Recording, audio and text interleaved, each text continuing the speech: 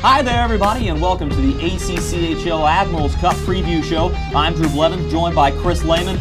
Chris, we have a great show for all the folks at home coming up. We'll be interviewing some of the players of the NC State hockey team, previewing what is to come in the tournament, looking back at the season that was. But before we do any of that, we have to thank our sponsors, Moe's Southwest Grill. Normally, we're live on location at Moe's Cameron Village. We will be after the tournament is over for our final edition of Over the Boards with Mike Gazzillo. We hope to see you there. Stay tuned. Follow us on Twitter or like us on Facebook or flip-flop those, whichever you do with your crazy social media habits. But nonetheless, find a way to get in touch with us, and we will find a way to get the date out to you once we have it set.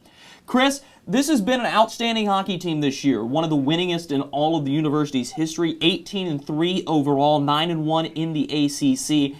I think it's fair to say, what is your favorite regular season moment right now?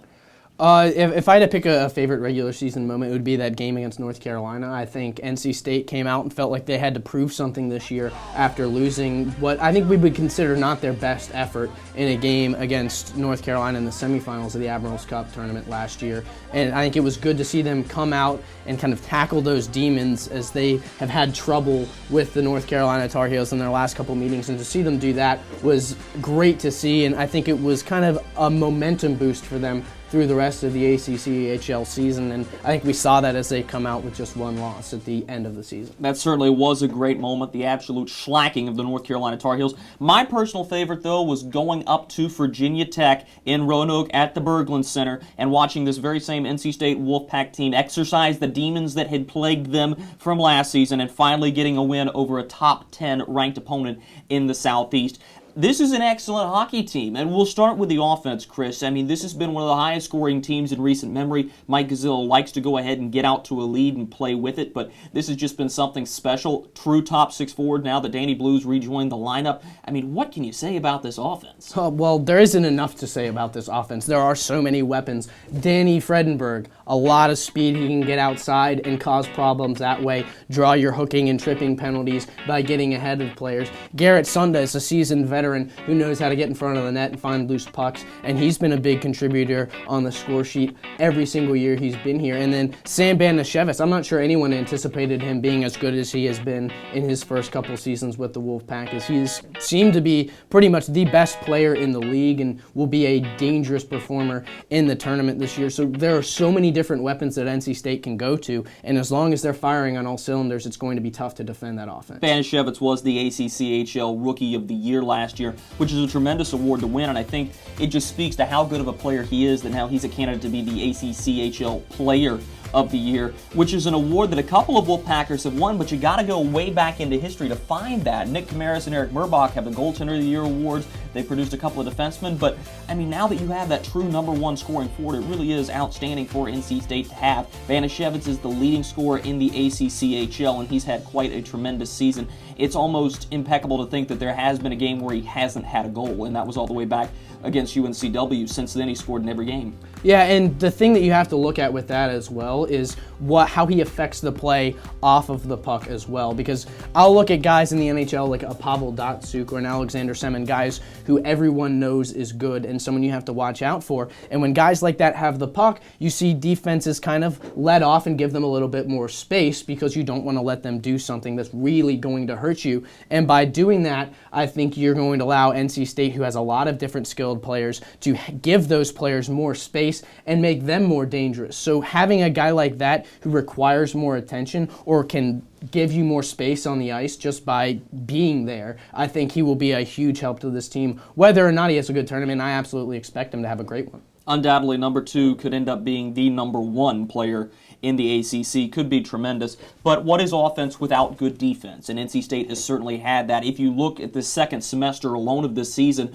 up until the Wake Forest game, they had only allowed 1 goal against per game. That's one of the best averages in all of hockey. You can forget the ACHA. You can forget any other individual league you can think of. That's almost unheard of per game to go like that. Of course, the wheels did fall off the wagon against Wake Forest, and we'll talk about that down the road. But overall, this defense has been once again tremendous. It's largely largely made up of a senior core, guys like Andrew Cook and guys like Sean Bly and Simon Lecter, who's the first-year player for NC State, but still a senior nonetheless. This is a strong defensive core that's going to be really difficult for anybody to penetrate. Well, you bring up the first thing that I want to talk about. That's a strong senior core, and you mentioned guys like Cook and guys like Sean Bly who have been with this team for a long time. They know how the system works, and they're very good in it. And to have guys like that who can teach your younger guys, I think is very, very helpful. You look at the way that players like Reed Farhat and Chris Wing have played this year. These are two guys who don't always play defense, but have kind of transitioned, especially with Reed Farhat transitioning into the defensive role. They are learning quickly, and I think that's the other thing you have to look at. And one of the things I think is very important, not just in hockey, but really in any sport, having a good mix of experience and energy with younger guys and older guys. And I think NC State has that in their defense, and that's part of what's made them so strong.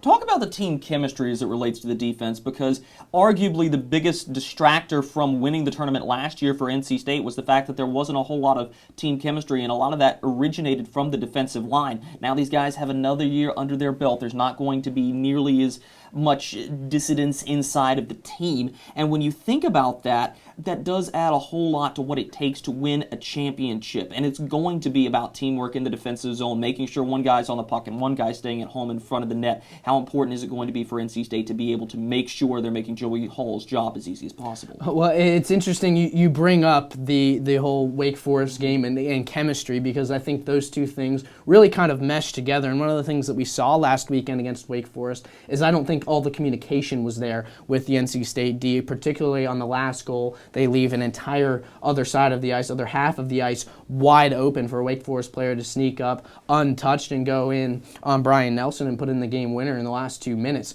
It's really the communication, I think, that's there this year. If you look on the ice, whenever there's a guy behind the net or in the corner pressuring a puck, the other defenseman is out in front of the net making sure that none of the rebounds end up on the wrong stick. And I think that is a little bit different from last year. I think we saw last year some guys kind of butt heads a little bit. They weren't seeing things the same way, and I think this year they're seeing things a little bit more clearly, and with another year playing together, they understand the style of each other a little bit better, and that has helped defensively as well. And we'll move from the blue line to the blue paint now, and we'll talk about the goaltending situation. It's hard to believe Calvin Stone was expected to be the successor of Nick Camaris and Eric Murbach, and he was just going to slide right in, and there wasn't going to be a whole lot of a transition period for any of the NC State goaltenders to have to go through, because that means the true freshmen were going to have time to study under the tutelage of Stone, and it didn't seem to happen that way. And thrust into the fire is a young freshman by the name of Joey Hall. And man, has he been tremendous or what? He's one of the all-time winningest freshman goaltenders in NC State history. Had a little bit of a hiccup against Wake Forest, but nonetheless, he's expected to be the starter going into the Charlotte game. How important is it going to be for him to be the best that he could possibly be? Well, it's going to be very important, because when you look at all the championship teams, whether it's at the ACCHL level, at a minor league hockey level, high school level, or an NHL level, the anchor on a lot of these teams is the netminder, and it comes from the back. The momentum comes from the back line like that. So it's always important to have a goaltender who can do that. But I think there's a lot of confidence in Joey Hall as well from his teammates, because I remember you and I sitting up in the press box before the games wondering, what is NC State going to do? They've got this tiny freshman netminder. Who knows what he's going to be able to do? We thought we would have Calvin Stone, who would have turned out to be what I think would have been a very solid starting goaltender for the Wolfpack this year. And Joey Hall just steps right in like it's nothing, and just does his job, and does his job very well. And I think NC State will build behind that and do a very good job behind him, or in front of him rather, to make sure that he has his best performance. But I think you're right, it's going to be very important how well he does, because you bring up the hiccup against Wake Forest, and while all that isn't his fault, there were plenty of times where he was kind of left out to dry by his defense and by his forwards. You understand that part of it was him, and whether or not it was all him, you have to have someone who in those situations can bail you out, and unfortunately for Joey, that didn't happen last weekend. Mike Gazzillo is no stranger to the ACCHL Admirals Cup Tournament. He won it back in 2011. Every year since joining the Wolfpack staff, he has finished no less than third place. That's a tremendous accomplishment. Chris, is there any altering to the game plan for him, or is he just going out there and trying to get his players motivated enough to win this thing? I think that's exactly what it is. And it's motivation, and I think the motivation is there for this team, especially with the added incentive that you have to make the regionals. So I think that's plenty of motivation. It's just a matter of keeping the team focused. Well, Chris, we will be joined by one of Mike Gazzillo's biggest scorers. Sam Banishevitz will join me next on set. You're watching the ACCHL Admirals Cup Tournament preview show. I'm Megan Glova. And I'm Madison Bell, and we're the hosts of The Daily Tune in every weekday to catch up on all things NC State sports. on Wolfpack Sports Television, bringing you into the pack.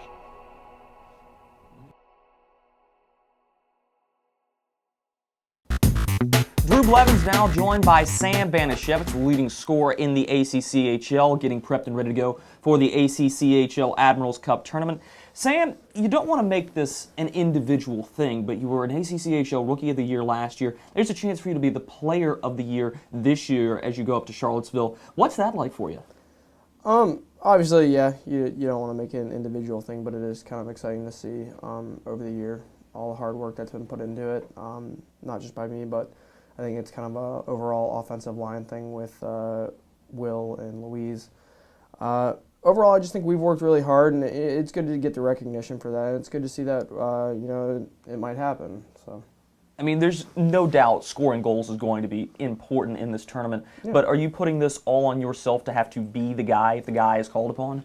No, it's never been about putting it all on myself.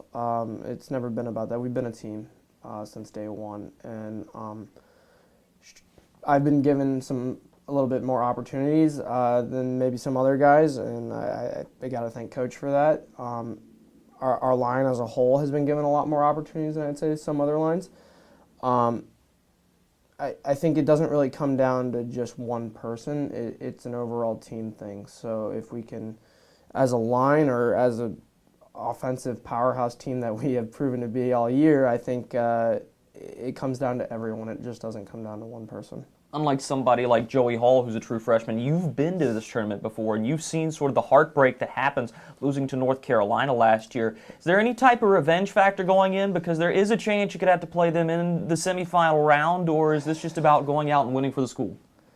If we get to play UNC again, that'd be awesome. That'd be just great to beat them. We already played them once this year, won 9-1. So I think it'd be great if we could go out there in the playoffs and really stick it to them this year too.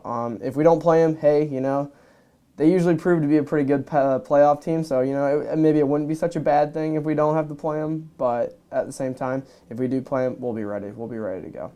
Can you talk a little bit about the team's mindset right now and your mindset specifically? You're going to have to play 3 games in 3 days if you're going to make it to the championship. That's a whole lot of games and a whole little of space, I should say. So what's that like for you? After this past weekend, lost our first ACC game, so unfortunately, but I think the mindset's good now. We got that loss out of the way. We got it out of our system, and I think starting tonight's our first day of practice for this week. And really, we need to be ready to go for not only just the games this weekend, but for practice this week. We need to have good practice this week. We just need to overall just be ready to go. We need to be focused. At the end of last year, we saw an issue where we weren't really ready to go for the last week, and we didn't play good in the last week of the regular season, and then we went up to the tournament and just did not look good at all. So we really need to focus and make sure we're ready to go for this week to make sure that doesn't happen again. It's only a 3-hour drive to Charlottesville compared to the 5 hours it was to Annapolis. Do you think that maybe the travel fatigue is going to be a little less of an effect this time? Yeah, to an extent it does. As long as we're able to get up there in plenty of time, stretch out, get warmed up, and definitely that 2 hours probably helps a lot. We're able to go eat something hopefully healthy, and stretch out, get ready to go, maybe go run around, play a little soccer in the parking lot, and just focus and make sure we're rested up and ready to go. All right, Sam Banishevitz, you've got 15 seconds left in the hockey game. Your line is out there.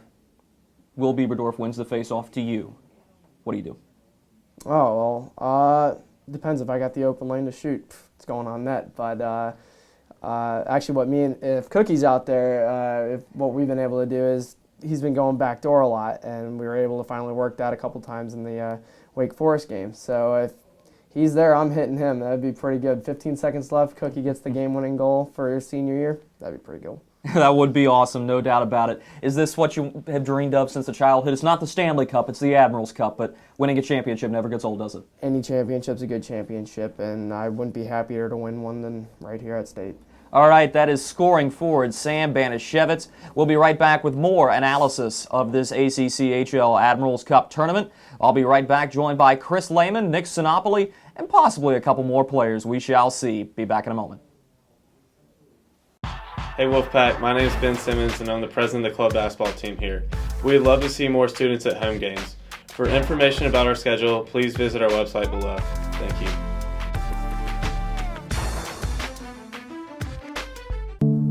Welcome back to the ACCHL Admiral's Cup preview show. Chris Lehman joins me to my left side here, your right on the television screen. And Chris, we heard from Sam Banishevitz there, really sort of this awkward juxtaposition that we've had all season. Banishevitz, one of the best players on this team, one of the best players in the league, but giving a lot of credits to his line mates and his teammates as well. I think it's a foregone conclusion that if you need somebody to score, you want the puck in his hands, but are you expecting him to be a guy to be a pass-first type of player in this tournament, or is he going to be the one who's going to rack up 9 goals? Well, I think you look at the way he played this year, and when he had the chances to pass and could give somebody a better opportunity than he had, he got rid of the puck. But in a lot of cases, he knows what options he has and what's going to work out best, and a lot of times it's worked out where wherever he takes the puck turns out to be the best situation, and that's what I expect to see. If he's got an open hole, he's going to go for it. That's the kind of player he is, but he also talks about how important it is to have the team aspect of this game as well,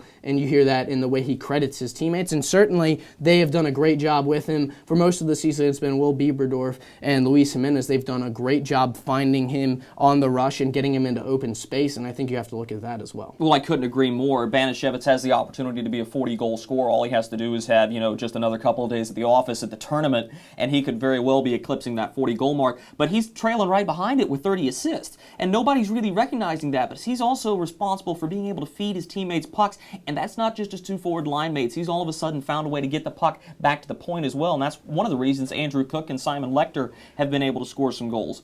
But aside from the team, and aside from number 2, there is another team on the other side of the ice, and that's the Charlotte 49ers. And this is an interesting matchup because it seemed like Charlotte was the original UNCW. When NC State went down to Charlotte, they couldn't beat them. When Charlotte came to Raleigh, they couldn't win either. NC State took both games from the 49ers this year. Really a rude welcome to Raleigh as a member of the ACCHL because they knocked the stuffing out of them 12-2. But they turned right around and go to Charlotte and only win that game 8-7. This is a little bit of a concern because Charlotte has the propensity to score the puck at will. They can score and score fast. They're a physical hockey team, and surprisingly enough, they're actually going to be able to keep up with NC State's speed, although they are only the number 8 seed.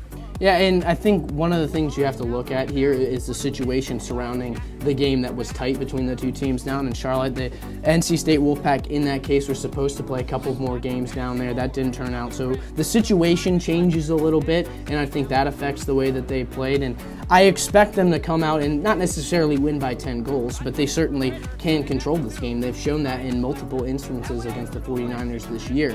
It's just a matter, like we've said a couple of times, of focusing. When this team stays focused, we've seen them really dominate just about anybody in this league. So as long as the focus is there, NC State's skill level is certainly high enough for them to succeed against the 49ers. Philip Arnold and Thomas Gilmartin are going to be a couple of guys leading the offensive attack for the Niners, but they also have Daniel Ritter in net, which is a little bit concerning. He's a sizable goaltender, didn't play really well in Raleigh, and can allow quite a few goals, but at times has been very big. He's a big goaltender, has good hands, but not always the best movement and angle play, which is interesting. Do you think the mindset for the Wolfpack is just going to be to go and score outright and try to Raleigh outscore the Niners, or is this going to be a much more cool, calm, and calculated style of game plan? Well, I think what we usually see from NC State, what we've heard from Coach Mike Gazzillo a lot, is they like to throw pucks at the net, and they like to get into the dirty areas and find goals that way. I don't expect that to change, especially when Ritter is not the best goaltender in terms of movement. So if you can put the puck on his pads and get it out in front,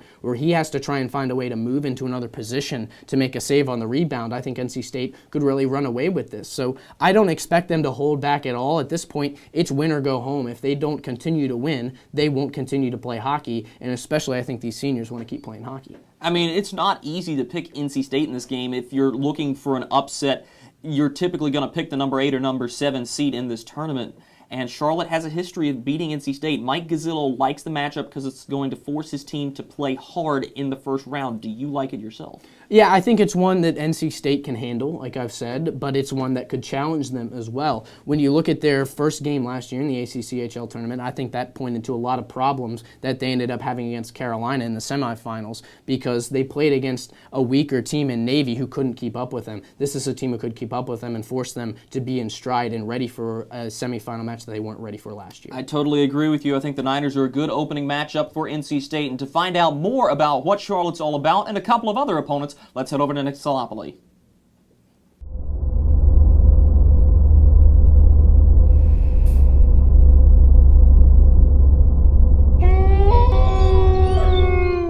Welcome back to the ACCHL Tournament Preview Show. I now have Nick Sinopoli next to me, and you'll have to pardon me. You're still a little bit of a new face and a new name, so I was sloppily pronouncing Sinopoli, but all puns aside, let's go ahead and talk about NC State's first-round opponent. That's going to be the Charlotte 49ers, a team that has had a history of success against NC State. They did not beat them either time this year, but they really shortened the deficit, losing 13-12-2 and 8-7, which is a large spread, a large difference. They're able to put in some more goals, and they're able to play a little bit tighter defense. But tell me a little bit about Charlotte.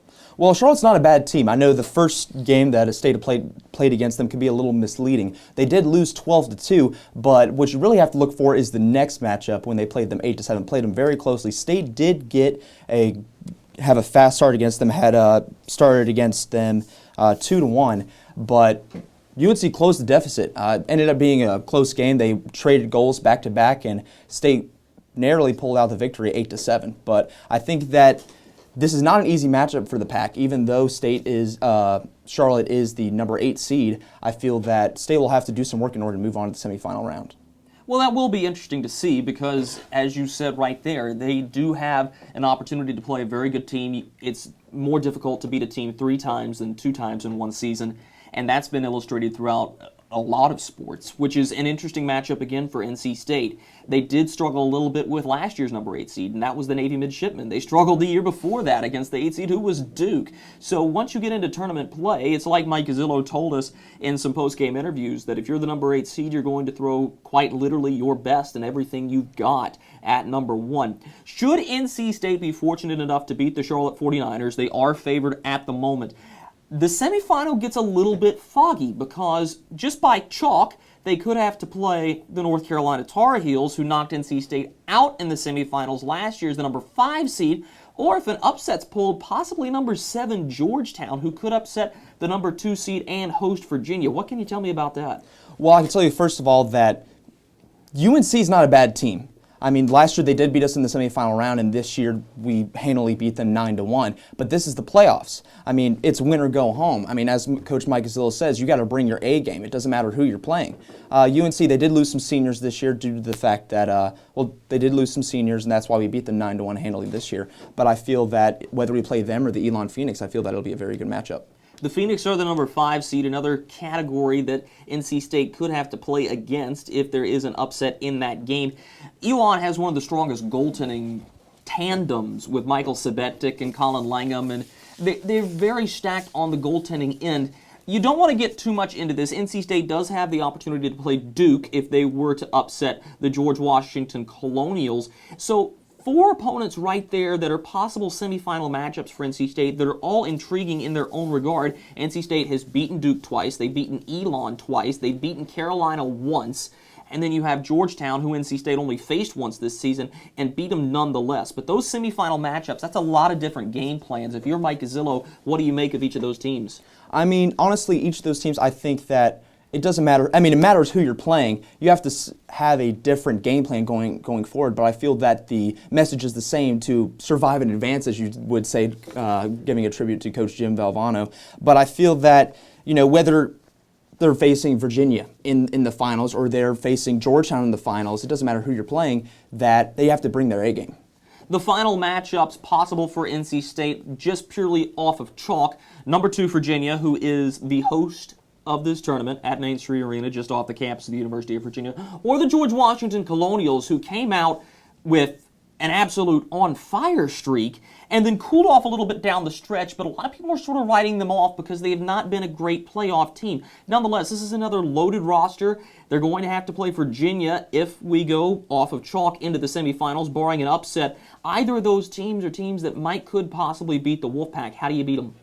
Well, how you beat the Virginia Cavaliers, you just go right at them, go at them, start fast.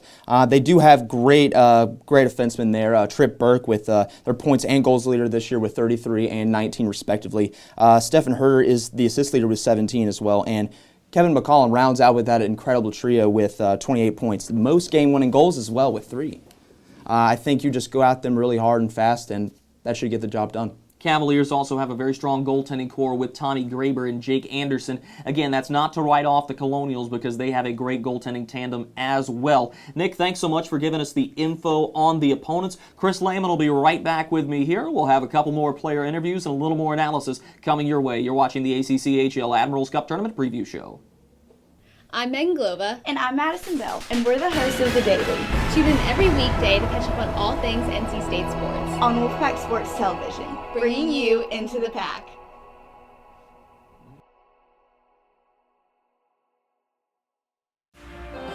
Welcome back to the ACCHL Tournament Preview Show. You just heard about some of NC State's opponents coming up. I now have Chris Lehman back next to me here. Chris, we talked about Charlotte, and you're going to hear us talk that to death as we get closer and closer to Friday. But I want to advance a little bit further into the semifinals and talk about this pool of teams that NC State could possibly play. That's North Carolina or Elon. By chalk, it would be the winner of that game that NC State would be matched up with. But Georgetown, who has been historically an excellent Admirals Cup team, has to play Virginia, and Duke also has the possibility to upset George Washington. And right there are the teams that you're pulling from that NC State could possibly play. What's the most favorable matchup for the Wolfpack there? Well, I think for NC State, you've got to go by chalk. I think that would be the best way to go. You look at Georgetown, while NC State does end up beating them by 3 earlier this year, was still a tough and tightly contested game. Now, if they are able to draw a Duke, I don't think they will. I think George Washington will beat Duke. But if they do draw a Duke, I think that would probably be the best matchup. But a more realistic best-case scenario would be an Elon or a North Carolina. NC State, has beaten both of those teams already this year. And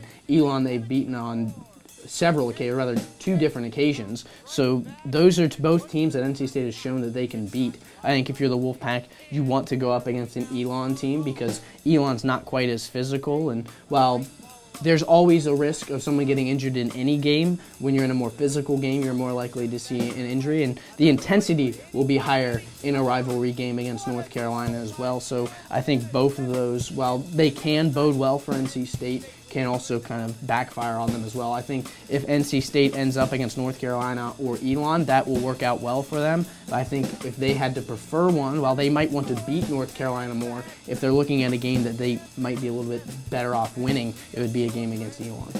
The thing is, when you get into the semifinals, all of these opponents, save North Carolina, have excellent goaltenders. Ben Iguchi at Georgetown, should they be able to pull off the upset. Josh Heckman is his backup. Nick Berra has taken over for Andre Van Reinbach like no other could at Duke.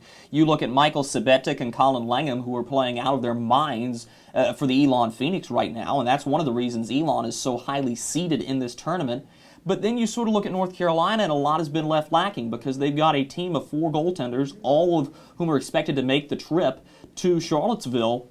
And you wonder, do you put in Chris Bacolia, a true freshman? Do you look at putting in Trent Jackson? Who do you put in there to try to stop the bleeding that John Jackson had left, because he left such big shoes to fill, and they just haven't been properly filled yet? And you wonder, with such an offensive team like NC State, is that the type of team they want to play against, one that they know if they're able to get back on that defensive line and get shots on, maybe the goaltender's going to be able to make a few mistakes? Well, I think definitely when you look at it from a goaltending matchup, NC State would like to see North Carolina because, like you said, there's a lot of uncertainty there. And whenever there's uncertainty, there's a lack of confidence as well. So that's going to help out the Wolfpack. I still think when you look at it, you mentioned there are a lot of goalies who are playing well at this point. And while Joey Hall didn't have his best outing against Wake Forest, I think he's still playing pretty well also, and his defense is playing well in front of him. So I don't think the goaltending matchup is necessarily something NC State will have to concern them with, particularly because, one, they have a pretty solid goaltender themselves, and two, in a lot of cases, they will be able to overpower their opponents with the amount of offense that they can put on. So I think in terms of the Wolfpack, their best case scenario against Elon is a game where it's not quite as physical as you might see against a couple of other different teams, but one that you still should be able to win. In the finals, NC State could either play, most likely, either the George Washington Colonials, who have guys like Max Terhar on their team. That's another solid offensive squad. Alternatively, they could be playing the host team and the number 2 seeded Virginia Cavaliers with Trip Burke and Kevin McCollum and Tommy Graber and Jake Anderson. That's a team in the Mighty Orange and Blue that could be very difficult to beat, especially when they're going to have the home crowd advantage there. Take me to the finals if NC State has to play one of those two teams, and what's it going to take to beat them?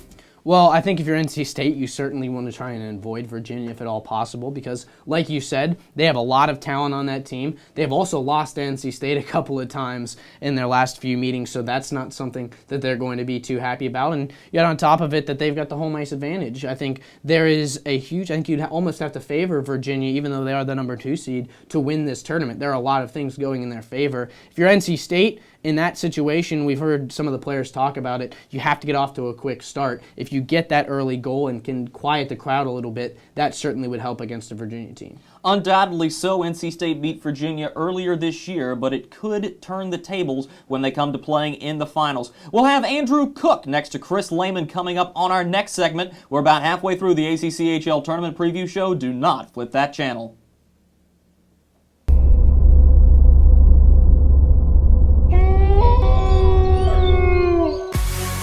Welcome back to Wolfpack Sports Television's coverage of NC State hockey. Chris Lehman with Andrew Cook here on the ACCHL preview show. Andrew, a senior on this Wolfpack squad, you've seen a lot of different teams and a lot of games in your career here at NC State. So I want to start by looking at how that's turned out for you. You've been on very good teams that each year have won the regular season ACCHL title, and yet you kind of have fallen short in that postseason tournament. Talk a little bit about that and how you feel this year could be different.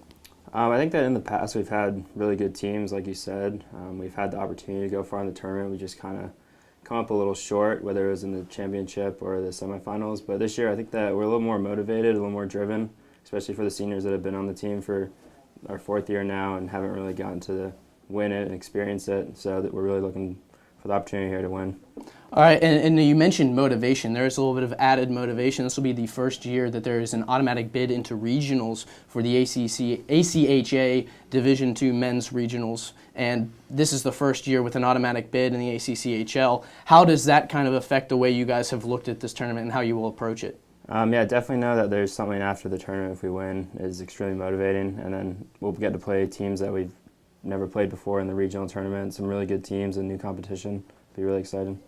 All right, now coming into this tournament, you guys had a perfect record in the ACCHL until you visited Wake Forest last weekend and came away with a tough loss by just 1 goal, and a game where you really had to overcome some obstacles. Talk about how that game impacted your approach to this week as you get ready for this tournament.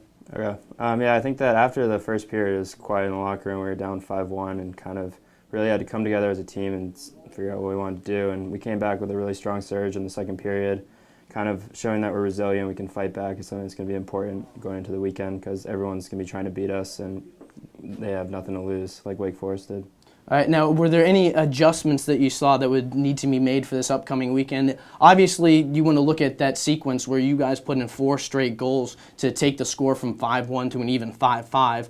But there were certainly plenty of areas where you guys seem to be lacking. What did you see on the ice, and what do you expect to make adjustments on this week in practice? I think that for us, I think practice is good. The big thing is starting slow. So the Wake Forest game went down 5-1 in the first, so that was tough to come back. If we don't put ourselves in that position, games are a lot easier. We know we can score. It's just keeping the pucks out of our own net.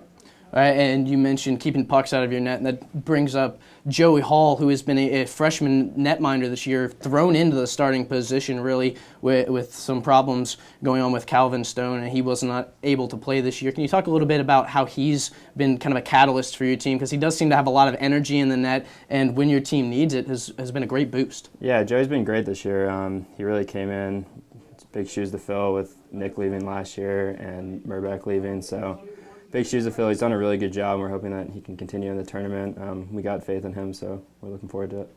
All right, so you bring up the tournament now, and that's where I want to turn our focus here. And this one, Chris Lehman, alongside Andrew Cook here on Wolfpack Sports Television's ACCHL preview show. Let's talk about your first opponent is going to be UNC Charlotte on Friday night. You've had a close game with them, but you've also shown that you can control play against them as well. What do you expect out of them, and how do you expect to perform in that first game on Friday night? They're a pretty explosive team, and we've seen that in the past, so they come out pretty strong, and we know what they're capable of. The last game was 8-7, so it's gonna be a tough game, but we have to start strong and kind of carry through the whole game, play a full 60 minutes. All right, now take a look at some of the other teams that you could possibly end up against. And one of the intriguing questions is, are you going to end up against North Carolina again this year? What do you expect if you end up in another semifinal matchup against North Carolina? It's going to be heated this year. Last year was a tough loss for us to swallow, so going into this year we're going to be coming out with a lot of firepower no matter who we play.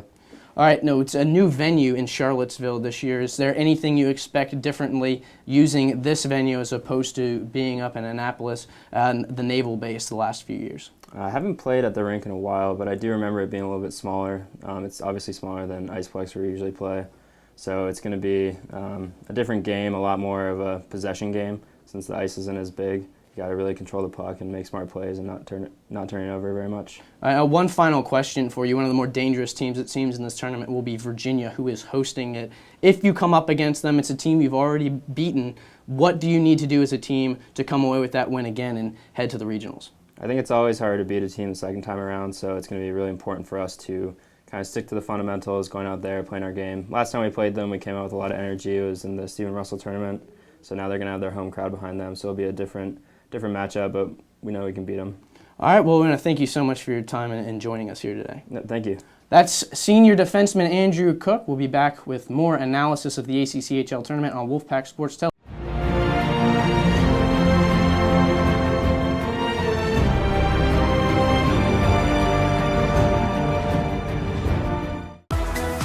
Welcome back to the ACCHL Tournament Preview Show. I have retaken my spot here in this seat. We had to do a little bit of musical chairs to get Andrew Cook in here, but nonetheless, that's a great interview from a senior who's looking to do something that he wasn't a part of when it happened back in 2011, but he's trying to win an Admirals Cup and be able to raise it high in his final year at NC State. Yeah, and I've been here for the same 4 years that Andrew Cook has, and to watch this team be as good as they have been and really to win as many games as they have won and still fall short every year and winning that Admirals Cup, I think you'll see a lot of hunger, especially from those seniors, guys like Garrett Sunday and Andrew Cook and Dan Blue, who have waited so long and have been so close. So I think while you never want to see a team come close and not make it as many times as the Wolfpack have, that's something that could work in their favor this year. Well, NC State has been so close, and going back, if you look at the way these seniors have had to go through their career here at NC State, in their first year, lost in the finals to Georgetown. Sophomore year, lost in the finals to Georgetown. Last year, lost in the semifinals to North Carolina, won the bronze medal against Virginia.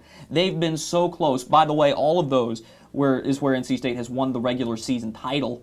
That's an outstanding thing to think about, but a lot of these seniors want to be able to bring it home, and you look at the team captains, Garrett Sunda and Danny Fredenberg, as you said, Dan Blue, Simon Lecter, who's a first-year player for the Wolfpack, but a senior nonetheless.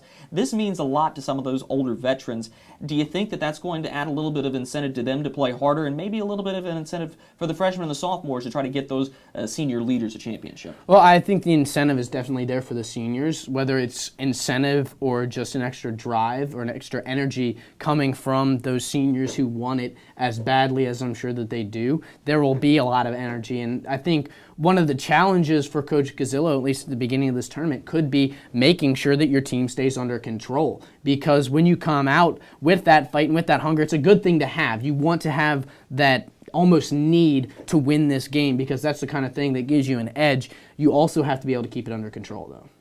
The other catch to this whole tournament is, for the first time, the ACC tournament is not being played on an Olympic-sized rink like it was at McMullen Arena. Instead, it's going back to an NHL size, and an awkward NHL size at that, because the rink is getting shortened due to when it was originally poured, they missed a Zamboni door, so it's about 10 feet shorter. And you wonder, because it's a lot like playing at the Carey Ice House, and you and I have both played there. There's not a whole lot of room to work with. How does that affect the Wolfpack, who are so used to playing on a large Olympic sheet of ice? Now they're going to have to really shrink the game in. Well, that's something that you will absolutely have to get used to, and could be something that's problematic, because when we talked to Coach Gazzillo after the Wake Forest loss this past weekend, that was something he addressed, was spacing and timing with a smaller rink. And now, not only are you playing on an NHL-sized rink, which is something that all these players are used to, but you're playing on almost a custom-sized rink when you're talking about the way that this rink is, the dimensions of this rink. So it's something that you're going to have to adjust to, and will be certainly a focal point, I think, this week, because NC State is used to, at home and in practice, playing on not just an NHL-sized rink, but a bigger rink and an Olympic size. And the other thing that could come into play is one of the little idiosyncrasies of Main Street Arena is that it is lit mostly by daylight. There are floor-to-ceiling windows, 6 of them to be exact, that go all the way across one side of the ice, back behind the crowd. And you wonder, it may not play as big of an effect for any of the night games that NC State will play. They'll play at 7:30 on Friday and most likely 7:30 or 8 o'clock again on Saturday. But when it comes to a noon championship game or a 9:30 third place game, you wonder, what does the sunlight pouring in do to some teams? I know that I've had to play in an arena similar to that at Dahlgren Hall when it was still the arena at Navy, and when you have sunlight pouring in, you can be wearing eye black or you can be wearing sunglasses. It makes visibility fairly tough. Yeah, and whether or not that will be the case, whether they have to go that far in order to be able to see well, we don't know. But you look at the way that shadows could be cast across the ice. That could cause a problem, especially for goaltenders, as you yourself would know, trying to pick up a puck going through a shadow then into sunlight. That could be difficult. So that's something that NC State hopefully won't have to deal with until they reach that Sunday game, but it's something that you have to pay attention to nonetheless. Well, you are certainly wondering, does the rink have anything to do with the success or failure of NC State as they get into this tournament? And while we've talked about it, location-wise, it is quite literally right across the street from the University of Virginia campus. We did have Nick Sinopoli do a little bit of research, and he's going to join Chris Lehman on air to talk about the Main Street Arena coming up here on our next segment. You're watching the ACCHL Tournament Preview Show. Hey Wolfpack, my name is Ben Simmons and I'm the president of the club basketball team here. We'd love to see more students at home games. For information about our schedule, please visit our website below. Thank you.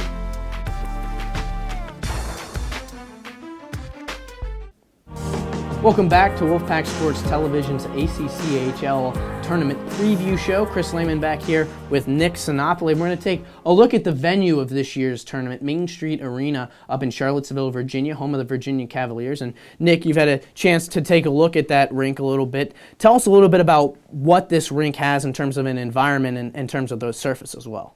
Well, Main Street Arena is great facility. It's relatively new. Definite home ice advantage for the Virginia Cavaliers.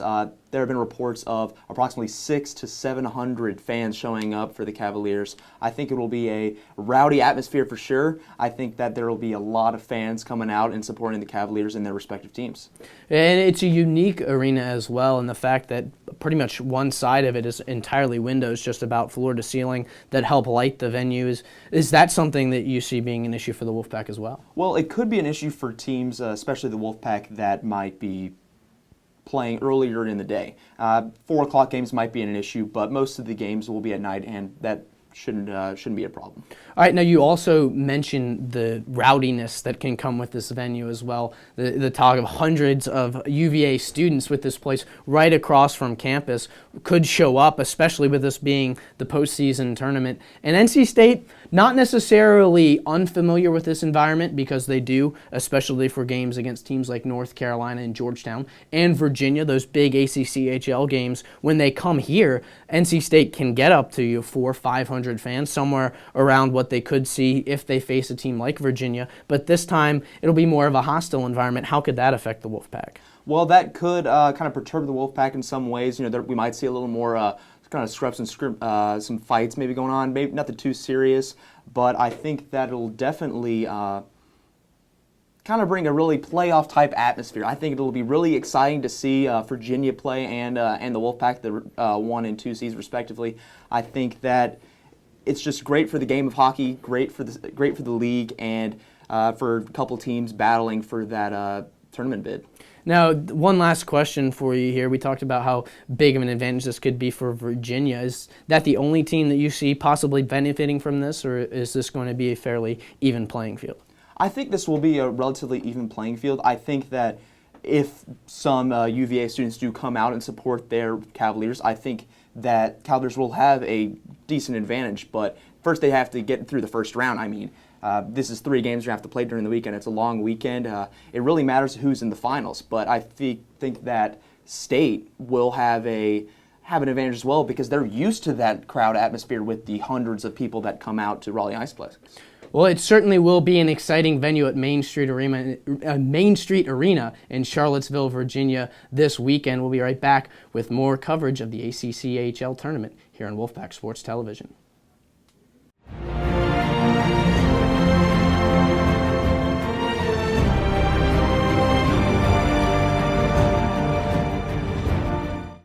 Welcome back to the ACCHL Admirals Cup Tournament Preview Show. Drew Blevins joined by the starting goaltender, number 33, Joey Hall.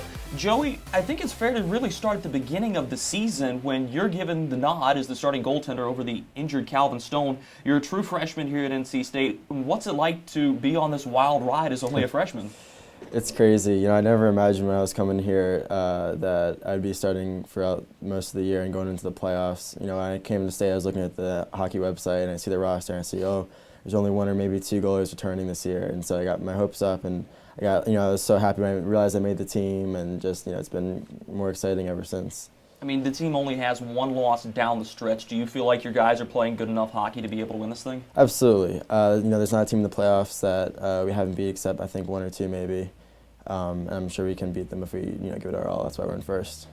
The opening matchup is going to be against the Charlotte 49ers, which has been kind of an enigma. The history of the Charlotte-NC State rivalry has been quite interesting because Charlotte has found a way to beat NC State out of conference, but since they've joined, they have not, which is interesting enough.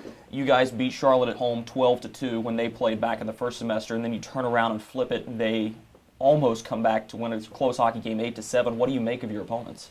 Yeah, they're definitely a team we can't take lightly, but I'm sure that when we have a full team and we're not, after driving to Charlotte, put us out of our zone in their rink, I think we'll have a much better chance against them.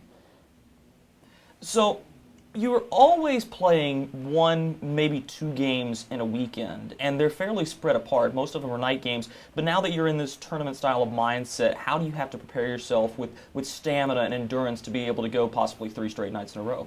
Well, this is reminding me more of like the last couple years playing U18, U16, where we have Saturday night game, Sunday morning game. So hopefully that won't be the problem for me. I'm sure the team can handle it. I'm still getting used to the whole 20-minute periods with the exam in between, but I'm sure the team will be up for it. Put yourself in your goaltending mindset. How are you able to stay focused throughout all 60 minutes of a game and be able to pull that out? It's definitely hard, especially when you have such an offensive team like NC State in front of you because they're 5-10 minutes of possession time in their zone completely, where it's hard to stay focused. Got to keep your feet warm, got to stay active. You just got to try your hardest to stay focused, especially during the intermissions. I like to throw a ball against the wall, just keep myself in the zone. But focus is huge. Absolutely, focus is huge, and I mean, both being goaltenders ourselves, we can certainly attest to that. When you are looking at the offense of your team, what do you think of it? Is that something that NC State really prides itself on? Yeah, absolutely. It's definitely one of the greatest offenses I've ever played before, and it's not just Sam scoring goals, it's not just Sunda scoring goals. It's the whole team. We get solid scoring from all of our lines, and it's a really great effort all the way around. And I'm never as long as I always feel like as if I keep down to 2 or 3 goals a game, which I have for most of the year, we'll always be winning because we just score so many goals. What's the relationship you have with your other goaltending partners? They're very supportive. Definitely no negative, friendships there. All positive. Stone's really been helpful to me as a mentor, and Brian's been keeping me up in practice too, making sure I don't slip off my game. So you don't want to jump the gun, but there is an opportunity to go to regionals after this ACCHL tournament should you win it. Does that give any extra incentive to you guys? Of course, we just try to take it one game at a time. We're not even focusing on the championship game right now. We're just focusing on beating Charlotte first and then seeing who comes next. But yeah, definitely regionals would be amazing, especially, coach has been trying to motivate us, saying we'd be the first ACC team, just something to look forward to. aside from any other little tweaks to your game in practice that are just general improvements, is there any big change into the game plan? No, not really. I think it's just play our game, and I think we're all confident that if we play our game, then we'll be better than everyone else's. Joey, can you tell me why NC State's going to win the ACCHL tournament? Because we're the best team in the ACC right now. They are regular season champions. Joey, as a starting goaltender, you're down to 30 seconds left in the game, up a goal. Take me in that situation. What do you do? Don't lose my mind. Just stay calm, make all the saves you can. Yell at the boys, ice it, ice it, ice it. They got their goalie pulled. Always, if we have a face-off on our zone, in that scenario, I'll usually say, ice puck, take a shot. I'll take the icing because at least then you get 5 seconds out of the clock, from the icing, and I get to breathe a little bit in between the whistles. I'm more of a conservative that play, block shots, get it out. Joey, thanks so much for your time. We'll have more player interviews and more analysis on the way quickly. You're watching the ACCHL Tournament Preview Show. I'm Megan Glova. And I'm Madison Bell, and we're the hosts of The Daily Tune in every weekday to catch up on all things NC State sports. on Wolfpack Sports Television, bringing you into the pack.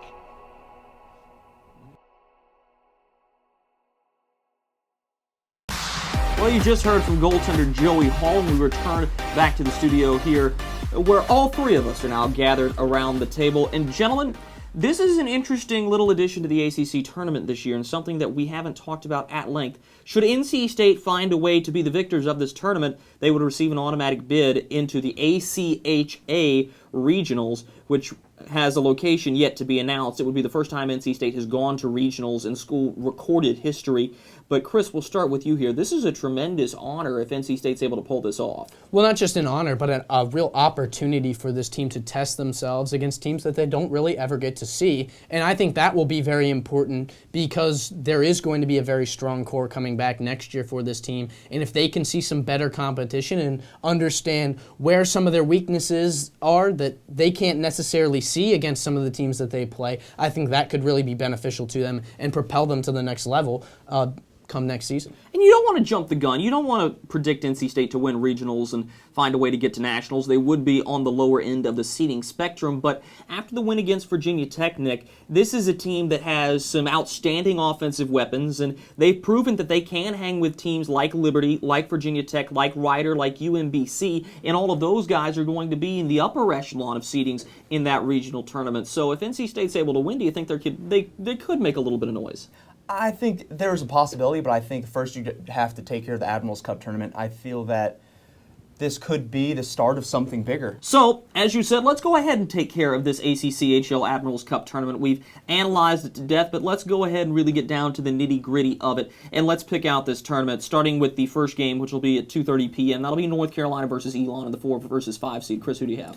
Well, I'm going to go with Elon on this one. I think their goaltending is a little bit better. I think there are plenty of questions around the netminders for North Carolina, and I think they're going to have a little bit of trouble with that. I think they may also be looking forward to a possible match with NC State. That could distract them as well, and I think just overall you have a little bit more sound team in Elon. It's going to be a tight one, no doubt, but I think the Phoenix come out on the other end.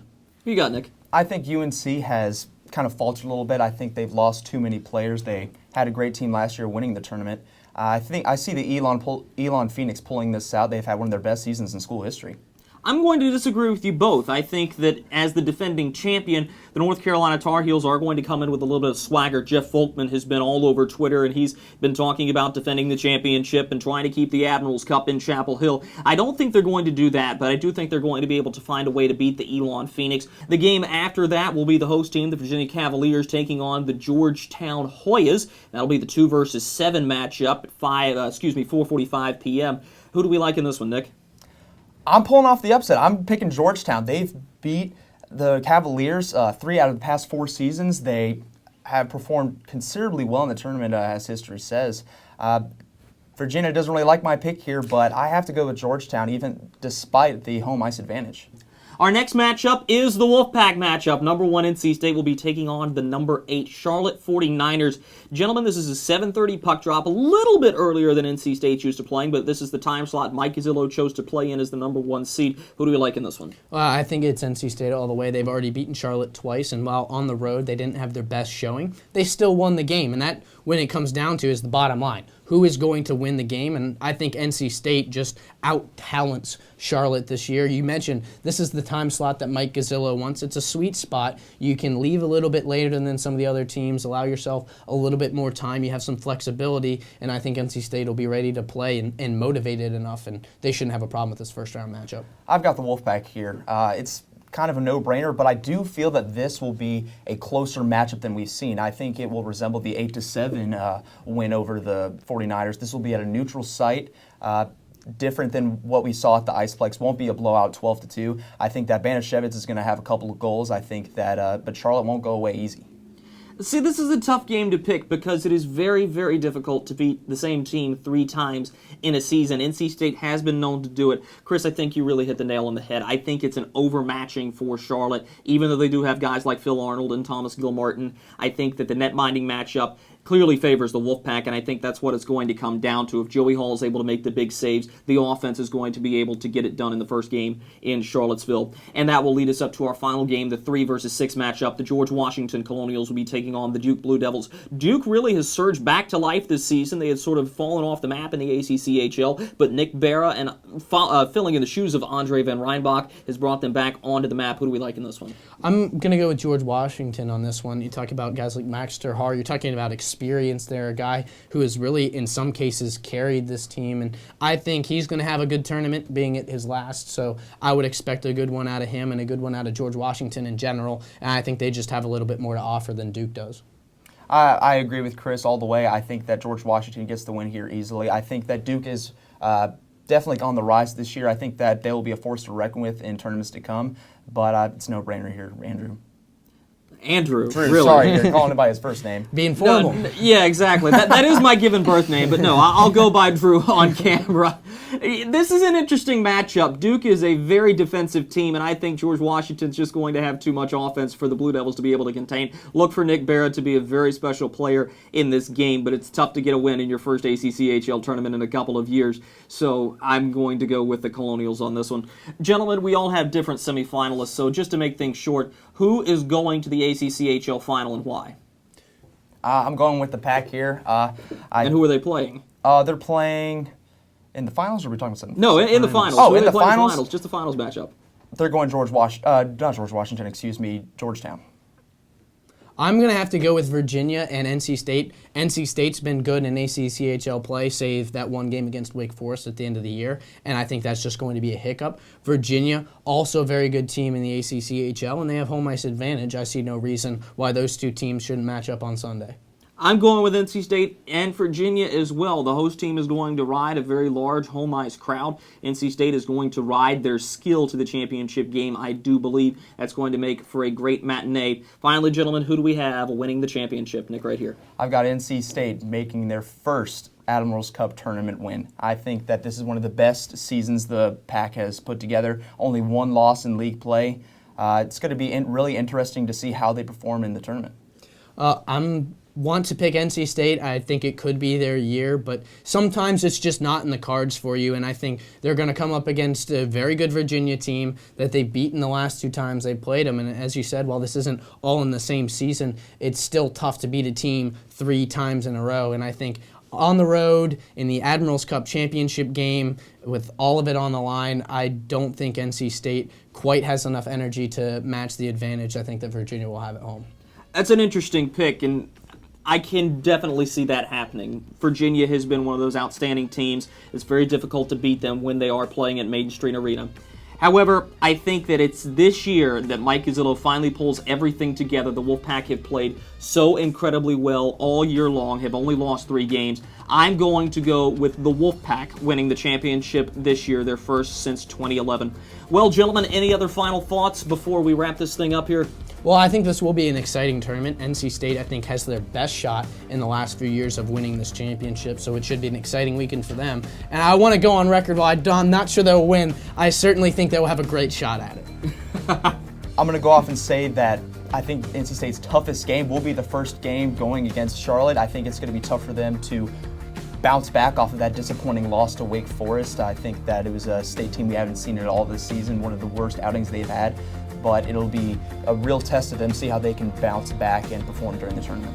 Well, it certainly is going to be a very entertaining ACCHL Admirals Cup tournament on the way. You can catch all of the Wolfpack games live on Campus Cable Channel 32.2 Wolfpack Sports Television, as well as live on YouTube. Nick Sinopoli and myself will have the call as Chris Lehman will step aside for this ACCHL tournament to head to Disney World. Should NC State make regionals, though, I'm sure we'd be more than happy to have Chris back on the broadcast with us. Signing off for Nick Sinopoli and Chris Lehman, I'm Drew Blevins. Thanks for joining us here. As always, our shows are brought to you by Moe's Southwest Grill. You can visit them at moescatersraleigh.com. We will see you next time, and we will see you in Charlottesville. Thanks for watching the ACCHL Admirals Cup Tournament Preview.